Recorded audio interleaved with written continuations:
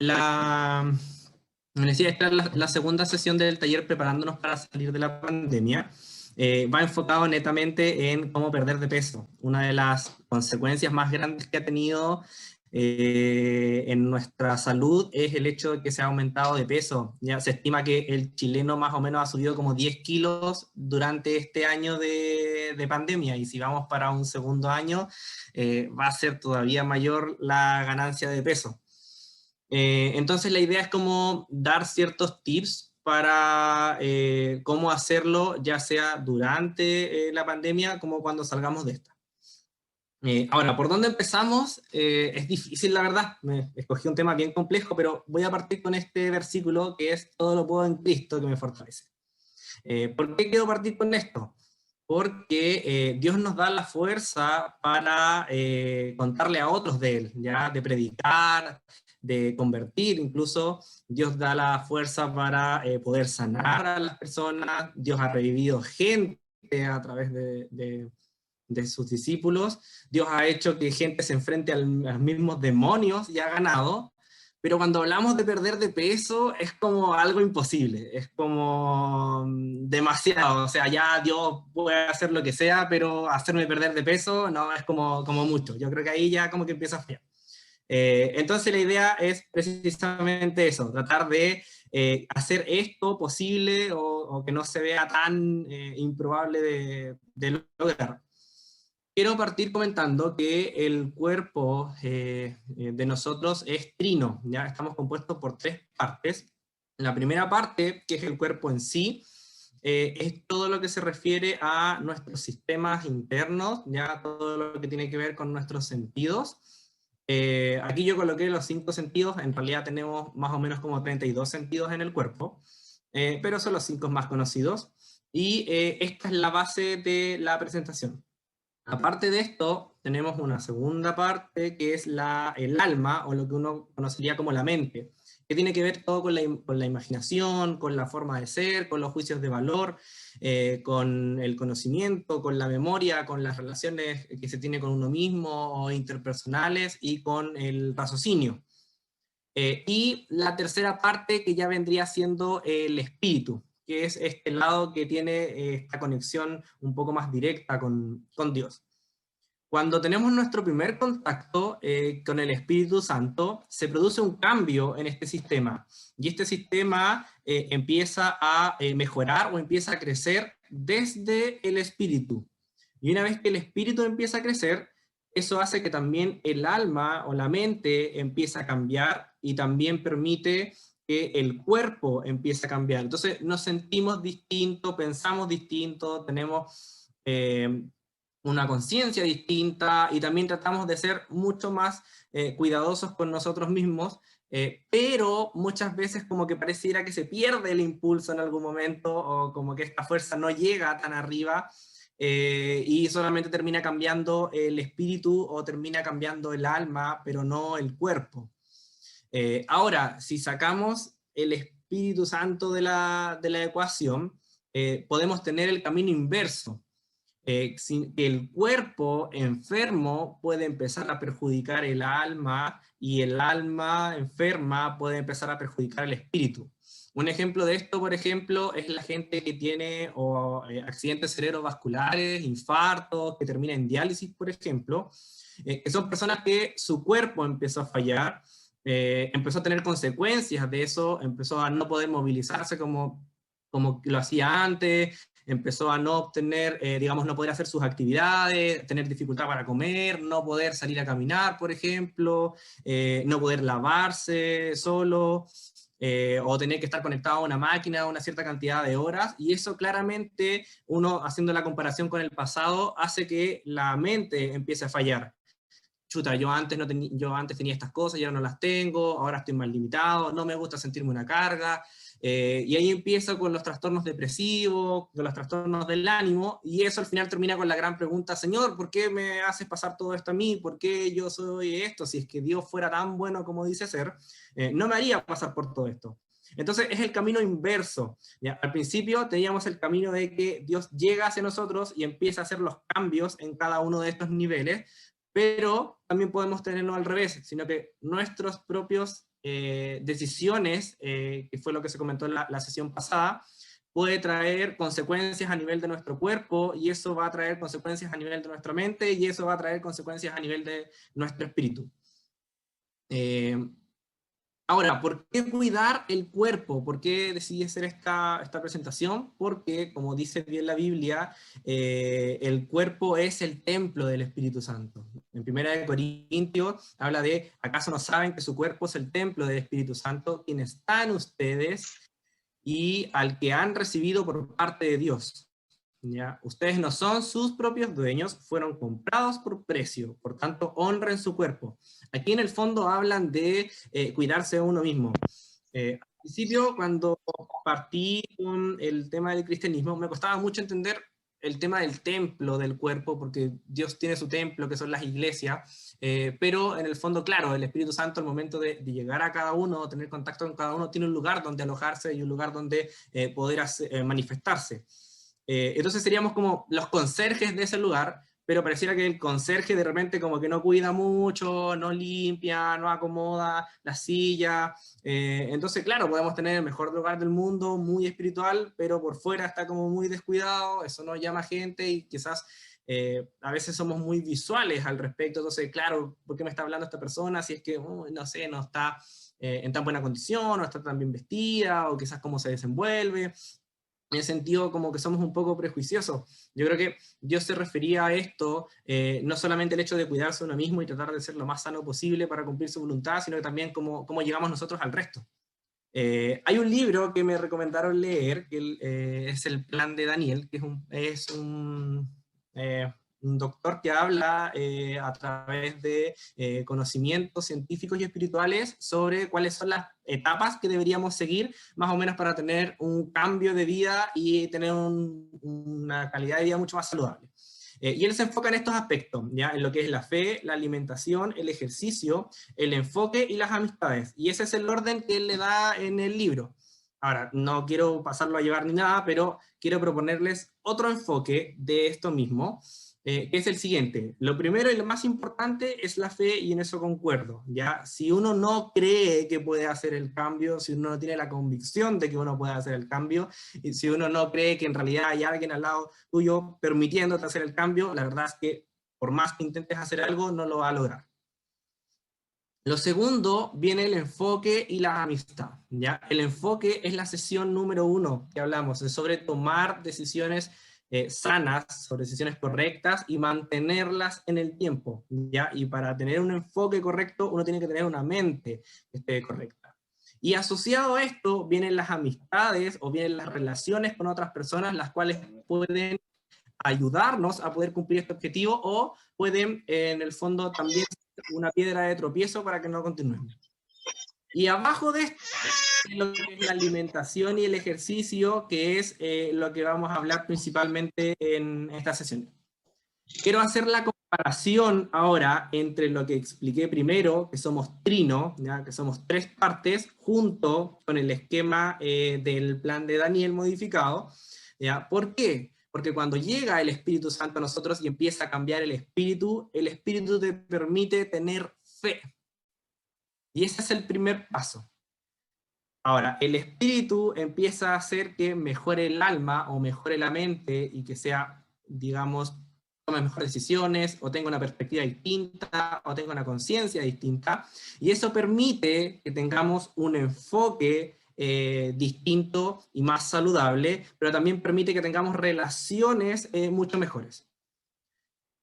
Siguiendo con esto, una vez que empezamos a tener un cambio a nivel del cuerpo, que nuestro metabolismo empieza a funcionar de forma distinta porque nos sentimos distintos y tenemos una conexión con Dios que nos hace distintos, nos va a permitir continuar con una alimentación y una actividad física regular.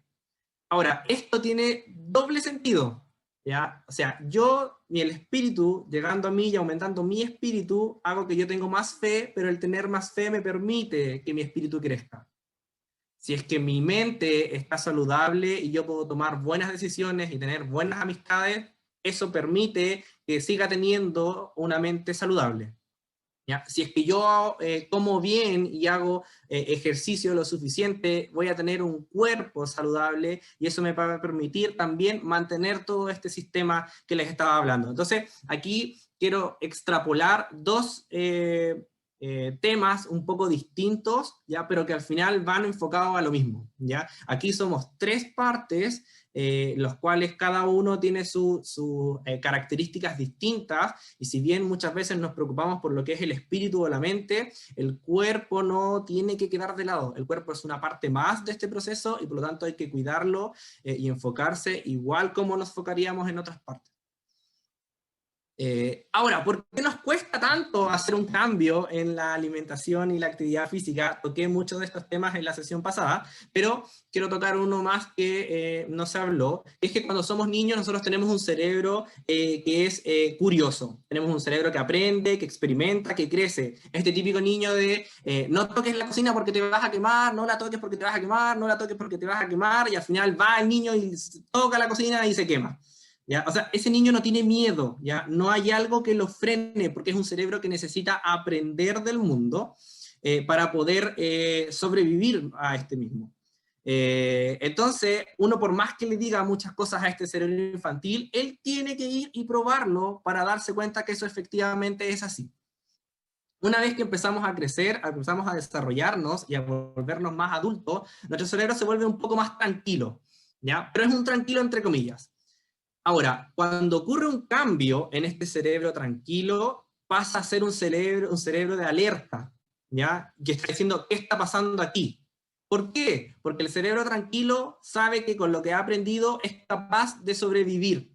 Pero cuando hay un cambio, hay algo que quizás pueda hacer que dejemos de existir. Y la finalidad del cerebro es sobrevivir. Ese es el objetivo final. Aprende tantas cosas solamente para sobrevivir. Entonces, cuando ocurre un cambio, el cerebro se alerta porque dice, hay algo que está pasando que puede hacernos que no sigamos existiendo. Y pasa a ser un cerebro de supervivencia. Es un cerebro que está más reactivo, que está más enojado, que está mucho más sensible y que quizás no está tan receptivo como corresponde. Ahora, esto puede ser en cuestión de segundos, como por ejemplo, vamos caminando por la calle, aparece un perro, nosotros quedamos mirando al perro, el perro empieza a ladrar y nosotros automáticamente optamos por una opción de o enfrentarnos al perro, haciéndonos más grandes, hablándolo, tomando una piedra en el suelo, o salir corriendo, ¿ya? Pero también puede ser con cosas tan simples como, por ejemplo, empezar a leer un libro. ¿Ya? Si uno no está acostumbrado a leer y empieza a leer, el cerebro dice, ¿por qué estás haciendo algo distinto si como estamos, somos capaces de sobrevivir? ¿Para qué vas a arriesgarte a hacer algo distinto? Y el cerebro empieza a pelear contigo y empieza a distraerte mientras lee o empiezas a pensar otras cosas o te desconcentra. Dice yo, ¿por qué? Porque tu cerebro después de la alerta empezó a volverse agresivo contigo porque te dice, estábamos bien como estábamos antes, no hagas ningún cambio al respecto. Y se va a poner en tu contra. Pero a medida que el cambio se mantiene y persiste en el tiempo, el cerebro se da cuenta que este cambio o que esto nuevo que apareció no es una amenaza, sino que es algo que nos va a permitir seguir sobreviviendo y por lo tanto el cerebro se vuelve un cerebro tranquilo. ¿Ya? Esto pasa con la alimentación y con la actividad física. ¿Ya? El cerebro dice, no importa, así gorditos y todos, estamos vivos, así que ¿para qué vamos a hacer algo distinto para cambiar eso? ¿Sí? A mí lo que me interesa es estar vivo, no me interesa otra cosa. ¿Ya? Pero aquí llega el dominio que tenemos nosotros sobre este cerebro, ¿ya? Porque este cerebro es la parte más inconsciente, es la parte más primitiva, es la parte más inmadura, por así decirlo, pero no es la parte que razona, no es la parte que piensa, no es la parte que nos hace quienes somos. Entonces, también la idea es que nosotros tomemos el poder que tenemos de pensar sobre nosotros mismos para poder decirle a este cerebro que está solamente diseñado para sobrevivir, tranquilo, lo que estoy haciendo al final nos va a ser beneficioso para todos. Ya, pero mucha charla y no he dicho nada al respecto de qué es lo que tenemos que hacer. Así que ahora entramos al tema, que es la alimentación primeramente. En la alimentación a muchos nos enseñaron lo que se llama la pirámide alimenticia. La pirámide alimenticia tiene abajo los alimentos que en el fondo son más necesarios y que requerimos con mayor frecuencia, y a medida que va subiendo y se va achicando la pirámide, son los alimentos que menos deberíamos consumir. Ahora, esta pirámide está obsoleta, ¿ya? Esto ya no sirve. Y ahora lo que se pasó es al plato saludable, que es este círculo que yo estoy mostrando aquí. Ahora, ¿cuál es la gracia del plato saludable? Y quiero, digamos, describirlo un poquitito. Este plato habla de lo que yo debo consumir tanto por comida, por día, por semana, por mes, por año y por la vida. Y si nos fijamos bien, la mitad del plato son verduras, frutas y legumbres. O sea, la mitad del total de lo que yo como, la mitad tiene que ser o fruta, o verdura, o legumbre. ¿Ya? Y generalmente la fruta, la verdura, la ensalada, qué sé yo, queda como del postre, una cosita pequeñita, bien chiquitita, o la ensalada ahí acompañando el plato, pero es como la parte más pequeña a comparación del resto. En la otra mitad del plato, ya tenemos todo lo que es los cereales, que vendrían siendo las harinas, las pastas, el arroz, la papa, lo que son los lácteos, las carnes que están en menor cantidad, los aceites que están en menor cantidad todavía, y por último tenemos el azúcar. Entonces, ¿ya? ¿Cuál es la finalidad de esto? Y a lo que quiero llegar es que no es lo que comemos, sino es la proporción que comemos. ¿Ya? La mitad de lo que comemos, y vuelvo a insistirlo, tiene que ser verduras, legumbres y frutas. Ahora, yo les comentaba la semana pasada que lo primero para uno hacer un cambio es darse cuenta de dónde está parado o qué es lo que está haciendo en este momento. Así que la primera tarea aquí es mañana comer como si comieran todos los días. Y miren ese plato de comida o miren todo lo que comen durante el día y calculen, de todo lo que comí, ¿habrá sido la mitad frutas y verduras? Yo creo que no, porque generalmente no es así. Ahora, en el centro de este plato está el agua, ¿ya? Porque el agua no tiene, digamos, un límite, por decirlo de alguna forma, ¿ya? O sea, mientras más líquidos estemos consumiendo, mucho mejor, entre comillas, a no ser que tengamos una condición que no nos permita consumir tanta agua. Voy a mostrarles acá, esto es la dieta mediterránea. La dieta mediterránea está muy estudiada, es como lo máximo que podríamos adoptar en cuanto al tema de la alimentación, si bien todavía sigue teniendo el esquema piramidal que ya está obsoleto, pero quiero enfocarme en esta última parte de la pirámide donde habla de dos cosas. Primero, la cantidad de líquidos que hay que tomar y que te permite tomar infusiones. La gente que le gusta la medicina natural o que le gusta mucho más las hierbas o la terapia alternativa, qué sé yo, esto puede seguir siendo parte de su alimentación, no tiene ninguna contraindicación y es más, debería ser lo que más consumimos durante el día, porque muchas veces el cerebro no es capaz de interpretar si es que tienes hambre o si es que tienes sed. La sensación es de algo que necesitas ingerir. Y a veces solo ingiriendo agua, o solo ingiriendo té, o solo un tecito de hierba, es más que suficiente, porque tu cerebro, tu cuerpo no tenía hambre, tenía sed. Y abajo sale no solo la actividad física, sino que sale el contacto con el medio y las relaciones. O sea, sobre todo esto, yo tengo que tener una mente sana también. Y tengo que tener relaciones sanas. Y tengo que tener un entorno sano. En el sentido, ¿por qué? Porque esto, como lo vimos en la parte donde éramos tres, habla de la mente. Si yo tengo una mente sana, me va a permitir tener mucho más fácil un cuerpo sano. Pero si yo no tengo una mente sana, me va a costar muchísimo tener un cuerpo sano. Ahora, quiero hacer un paréntesis. Voy a dejar de compartir pantalla un ratito. Ya, no sé si me ven. Quiero mostrarles esto. Es el plato de comida típico, ya, que uno ocupa. Ya, yo no sé si ya se han fijado, pero el plato de comida tiene un círculo al centro. Ya, ese círculo es precisamente para medir la porción de comida. ¿Ya? ¿A qué voy? A veces comemos bien, pero comemos mucho. Eh, lo mismo, vean dónde están. Sírvanse un plato de comida mañana, aplástenla. muélanlo, déjenlo lo más plano posible y vean si todavía sigue cayendo en este círculo. Porque muchas veces lo que hacemos es la rumita de arroz, la rumita de puré, las papas aquí pegadas en el fondo, pero si todo eso lo moliéramos y lo dejáramos plano, no nos alcanza la comida en el plato. Otra cosa que quiero mostrarles, que es para la gente que se lleva la comida al trabajo, son estos, que son los potecitos de comida, ¿sí? Este potecito es el pote tradicional que tenemos. Y generalmente en el supermercado o en la tienda viene al lado de uno así, que es uno muy chiquitito. Si se fijan, hay mucha diferencia entre uno y otro. ¿Ya? Este es el que llevamos normalmente. Este llena un plato hondo y más. La porción es este chiquitito. Y aunque uno lo mira y dice, oye, pero esto es muy poco, si llenan uno de estos y lo vierten sobre un plato, se van a dar cuenta de la cantidad que comemos durante el día, ¿ya? La porción tiene que ser el chiquitito. Ese es el que está diseñado para nosotros, ¿ya? No el común y corriente que llevamos. Esa es mucha cantidad de comida. Si es que tienen uno en casa, hagan el ejemplo. Llénenlo, por ejemplo, con arroz, ¿ya? O con azúcar en el fondo y denlo vuelta en un plato y vean cuánto cubre y se van a impresionar de la cantidad que es capaz de almacenar un pote. Ese fue el paréntesis. Vamos a volver a la presentación.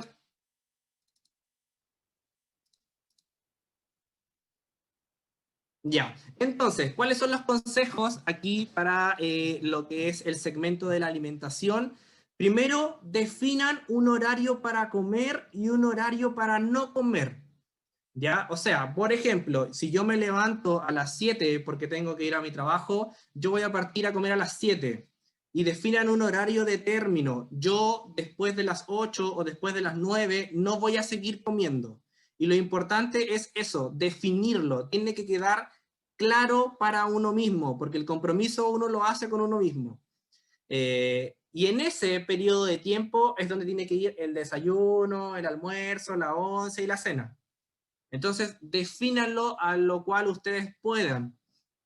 Ahora, de nuevo lo mismo, ojo con las porciones de comida. Ya, a veces comemos bien, pero comemos mucho. Y a veces repetimos incluso. Entonces, pude haber comido la comida más sana del mundo, pero si me comí 3 platos, eso ya dejó de ser sano. En el horario de no comer, ya, ese es el momento donde uno puede ingerir muchísima cantidad de líquidos, ya sea como agua pura, ya sea como agua cocida, algún té, algún café incluso, alguna hierba, pero ojo, tiene que ser sin azúcar. Los que son amantes del mate, este es el momento ideal para empezar a tomar mate, pero sin azúcar, ¿ya? Si no, eso está siendo una comida. Y les dejo este esquema al lado, que es como el resumen de lo que yo les estaba comentando. Aquí la idea de la alimentación es mantener las proporciones, ¿ya? Pero principalmente mantener la ingesta de líquidos, tener unas relaciones sanas, tener contacto con el medio, y ahora vamos a hablar de lo que es el ejercicio y la actividad física. Ahora, necesito que en su celular o en una calculadora tomen un lápiz también y un papel, porque vamos a hacer unos cálculos en número para que entiendan a lo que yo quiero llegar. Y el primer cálculo que necesito que hagan es este. Van a restar 220, perdón, a 220 le van a restar su edad. Voy a dar unos minutitos para que busquen dónde calcular y necesito que tengan este cálculo. 220 menos su edad.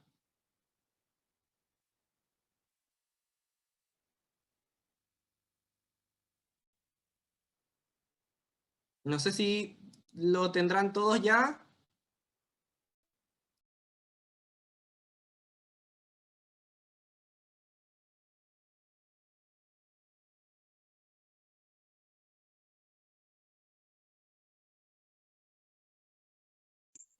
Está silenciado.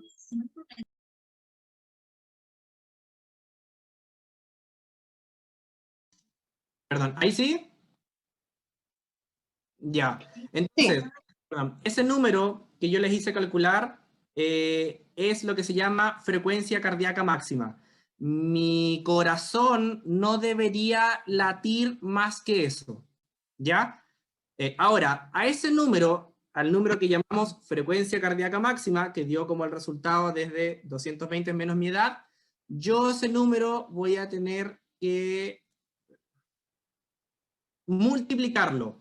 Ese número entonces lo voy a multiplicar por 0,5 y me va a dar un número, lo voy a multiplicar por 0,6, me va a dar otro, lo voy a multiplicar por 0,7, me va a dar otro, y así sucesivamente.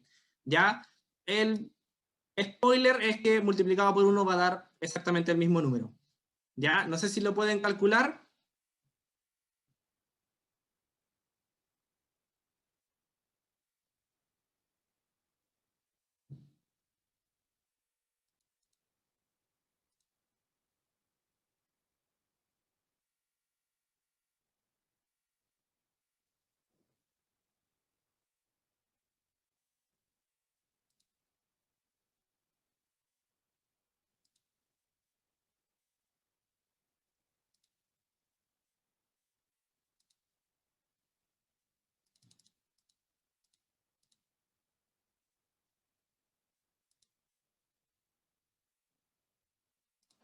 Ya. ¿Están listos? ¿Pudieron hacerlo ya?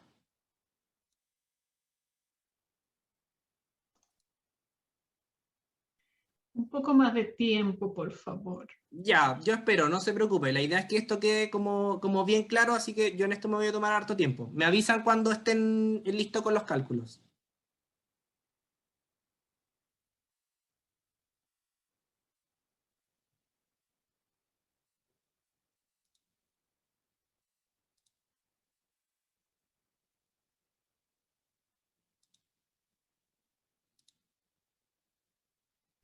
Nosotros estamos ready. Ya.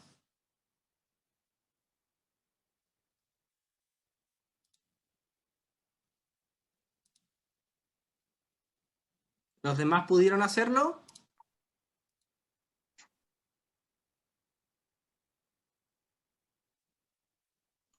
Sí. Ya. Mire, yo aquí voy a colocar mi ejemplo, ya, para que me vayan entendiendo. Ya, yo aquí en ladito coloqué mis números. Ya, yo tengo 27 años, entonces mi frecuencia cardíaca máxima es de 193. Si la mitad de esa frecuencia cardíaca máxima, que es la multiplicación por 0,5, me dio 96, por 0,6 me dio 115 y así sucesivamente. La idea es que los números siempre vayan en ascenso.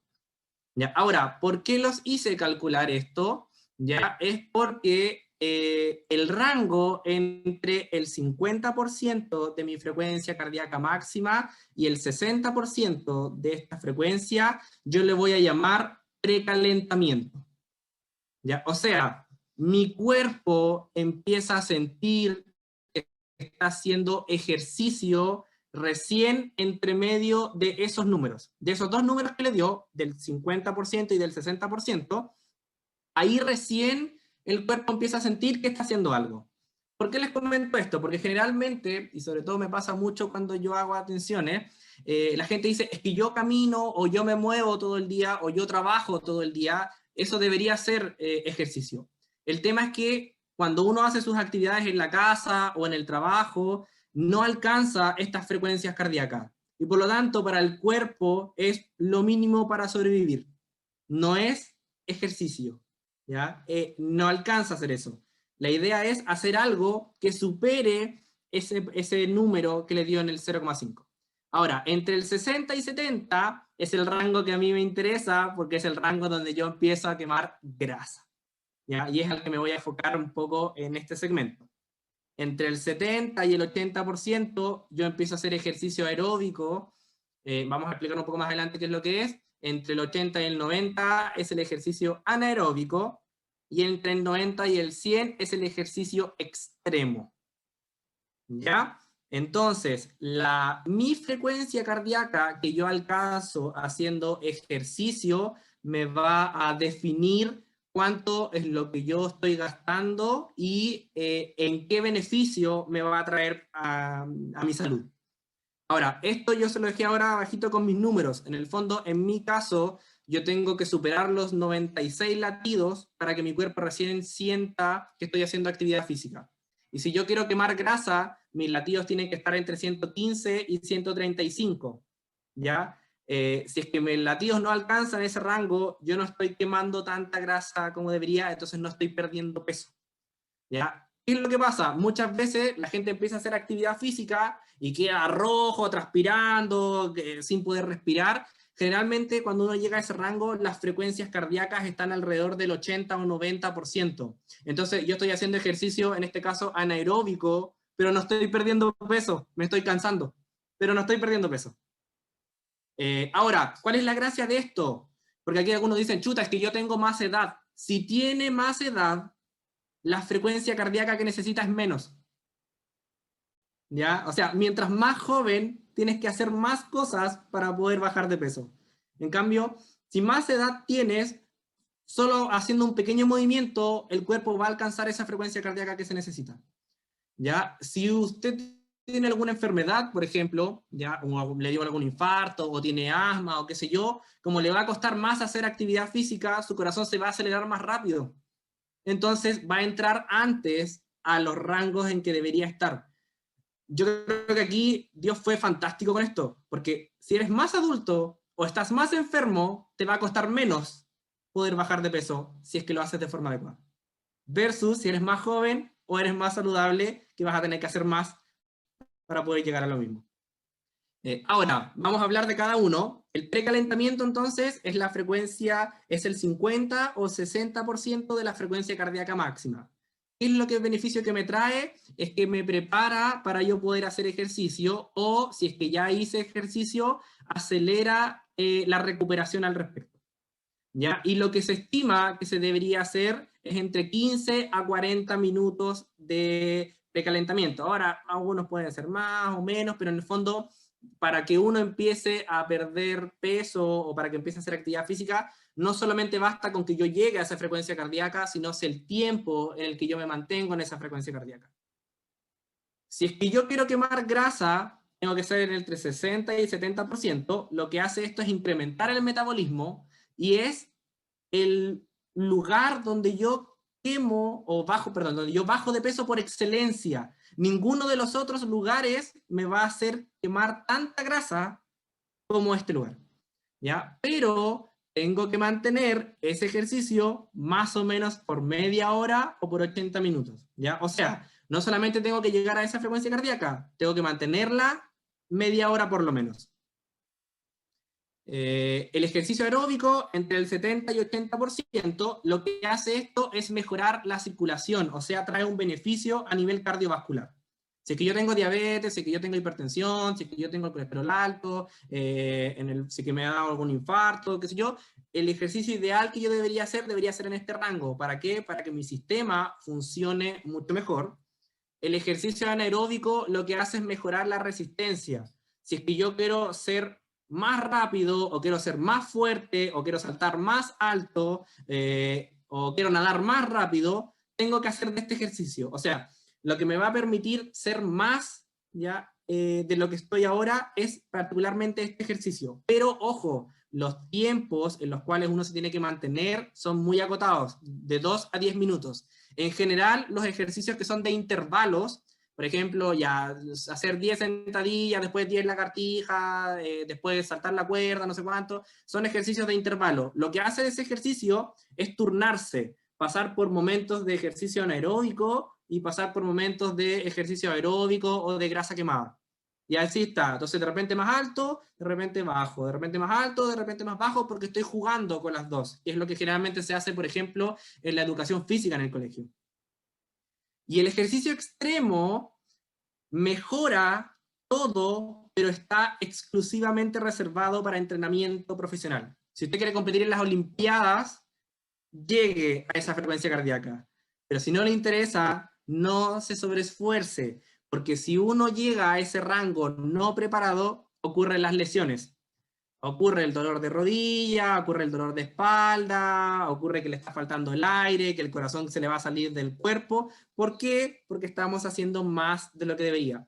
Lo que quiero enseñar con esto es que no es tanto la intensidad del ejercicio si es que yo quiero lograr bajar de peso.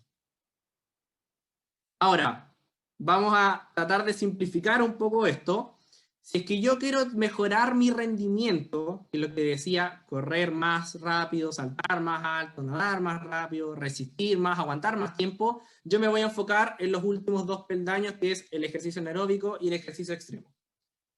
Si es que yo quiero mejorar mi condición física, puedo estar en el rango de la grasa quemada, puedo estar en el rango aeróbico o en el rango anaeróbico. Pero si yo quiero bajar de peso, solo tengo que mantenerme los 2 primeros, y de preferencia en el rango de grasa quemada. ¿Ya? O sea, yo no necesito hacer mucho para bajar de peso, yo no necesito quedar con la lengua afuera para bajar de peso. Si pasa eso, está en otro rango que no debería estar. Ahora, ¿cómo logro o qué es lo que yo hago para bajar de peso, o sea, para mantenerme en el precalentamiento o en la quema de grasas en los tiempos respectivos de cada uno? Tenemos lo que ya comenté un poquito, el ejercicio en intervalos. Pero ¿cuál es el problema del ejercicio en intervalos? Es que está saltando de uno a otro. O sea, si es que no está bien controlado o no tiene alguien que lo esté guiando en su condición en particular, es muy fácil lesionarse, es muy fácil cansarse, es muy fácil no querer volver a hacerlo. La bicicleta es un ejercicio excelente si es que tiene problemas de rodillas, ¿ya? ¿Por qué? Porque el peso del cuerpo se carga en lo que es el coxis, que es la parte donde uno se sienta, ¿ya? Y no sobre las rodillas o los tobillos. Se puede trotar, pero yo les quiero dejar uno que es el que a mí me encanta, el ejercicio por excelencia para bajar de peso: caminar. Se subestima el poder de caminar. Pero ojo, la caminata tiene que ser lo suficiente para llegar a mi frecuencia cardíaca del 50%, y si yo quiero quemar por excelencia grasa, tiene que ser entre el 60 y el 70%. O sea, no es solo caminar, es caminar con una intensidad lo suficiente para que yo llegue a este rango. Ahora, el personaje que caminó por excelencia es Cristo, ¿ya? Jesús fue a buscar a sus discípulos caminando. Jesús predicaba en montes donde tenía que llegar caminando, ¿ya? Jesús caminó sobre el agua, ¿ya? Jesús se subió a un burro y empezó a caer, ¿ya? De ahí empezó todo el proceso de su crucifixión. Y es más, a su muerte se fue caminando y con peso. Entonces, no tenemos un mejor ejemplo para en realidad empezar a caminar. Ahora, chuta, suena como, caminar es como bien simple, como que quizás en realidad no haga mucho, como que no me creo un poco. Les traje este ejemplo. Hay unos programas en el mismo celular, de repente, por si alguien los quiere bajar. Cada modelo de celular tiene un programa de salud. Ese programa de salud tiene un programa integrado que es de contar pasos y medir más o menos cuándo está, y si uno está asociado, por ejemplo, a una de estas pulseras inteligentes, le mide la frecuencia cardíaca. Estos son los cálculos de mi señora y míos, un día que salimos a caminar, que fue el ejemplo que yo quise dar para esta presentación. Caminamos más o menos como 1 hora. El mío es el de la izquierda y el de mi señora es el de la derecha, ¿ya? Ambos caminamos al mismo ritmo, ¿ya? Ninguno se adelantó sobre el otro. Ella, como tiene más edad y tiene menos grasa, que es la parte verde del gráfico, ¿ya? Ella estuvo más o menos casi 1 hora de la caminata quemando grasa. En cambio yo, que soy un poco más joven y que tengo un poco mejor de condición física, estuve 37 minutos, en el mismo rango. O sea, solo caminando, no hicimos nada más que caminar, se puede alcanzar la frecuencia cardíaca ideal para poder quemar grasas. Entonces, cuando se les comenta que tiene que hacer actividad física para perder peso, no tiene que hacer algo distinto que caminar. Si quiere hacer más, bienvenido, ¿ya? La bicicleta es mucho más fácil y más llevadera, si es que la tiene. Pero solo con caminar, que es algo que todos tenemos, ¿ya? A excepción de algunos pocos que por condiciones específicas no pueden hacerlo, pero es algo que tenemos a mano.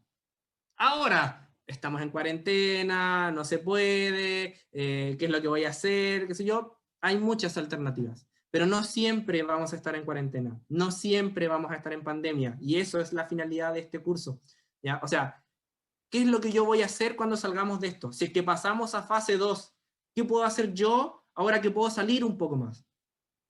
¿Ya? Y esto es lo que puede hacer. Puede salir a caminar, ¿ya? Tiene que salir a caminar a un ritmo específico, pero solo puede salir a caminar. No tiene que hacer nada más que eso, ¿ya? Entonces, de nuevo, la primera presentación, la primera sesión, cuando hablaba de las tomas de decisiones sanas y que había una serie de pasos y cada paso tenía su enemigo específico, había uno que era las excusas.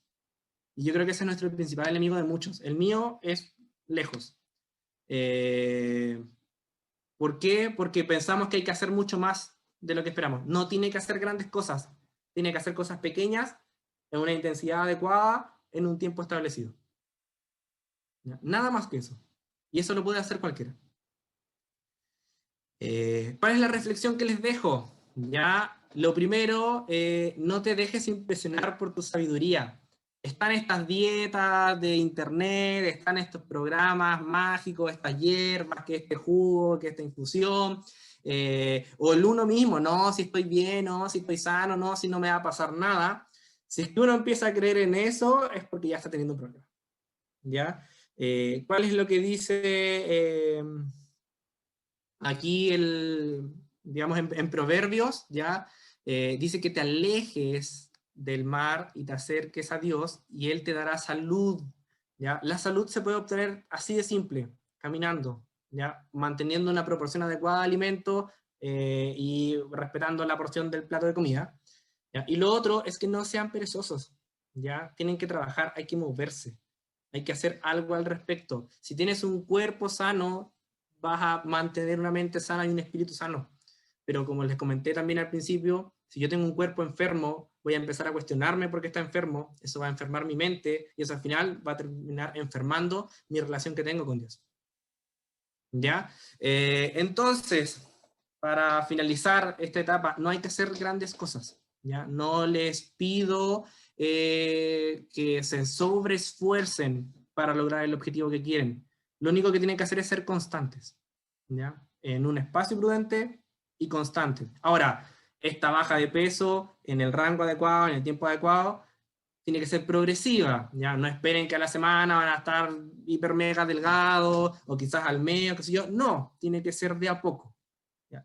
Con que baje un poco, ya es una baja, ya es un avance. Y desde ahí bajamos otro poco, y desde ahí otro poco, y desde ahí otro poco. ¿Ya? Lo que le comentaba, si es que son de estas personas que piensan mucho, y que, oh, que cómo lo voy a hacer, que tengo que hacer esto, que quizás no, que aquí, que allá, que es esto, metas cortitas, no necesita hacer mucho. Si es que no sale a caminar, su primera meta es salir a caminar un día. Si es que salió a caminar un día, su meta es, ya, tratemos de salir a caminar 2 veces a la semana. Si se logró salir 2 veces, intentemos salir 3. ¿Ya? Si es que es eso, ya llevo una semana, intentemos 2 semanas. Y así, de a poquitito, un rango prudente, en un tiempo prudente, no tengo que terminar excesivamente cansado para poder lograr esto, no tengo que gastar mis rodillas, no tengo que gastar mis caderas, no tengo que sentir que el corazón se me está saliendo, no tengo que dejar casi que de respirar para lograr esto, no tengo que hacerlo. Solo tengo que hacerlo en el rango prudente. Eso sería. Muchas gracias.